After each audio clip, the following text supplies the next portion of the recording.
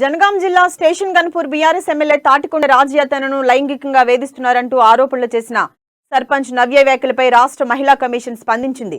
ఈ మేరకు రాజయ్యపై సర్పంచ్ చేసిన ఆరోపణలు నిజమా కాదా అనే అంశాలను తేల్చాలంటూ డీజీపీకి మహిళా కమిషన్ చైర్పర్సన్ సునీత లక్ష్మారెడ్డి లేఖ రాశారు.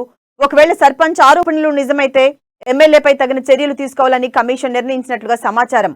మహిళా సర్పంచ్ ను వేధించిన బీఆర్ఎస్ ఎమ్మెల్యే తాటికొండ రాజయ్యను పదవి నుంచి బర్తరఫ్ చేయాలని ప్రభుత్వాన్ని మహిళా కాంగ్రెస్ రాష్ట్ర శాఖ డిమాండ్ చేసింది.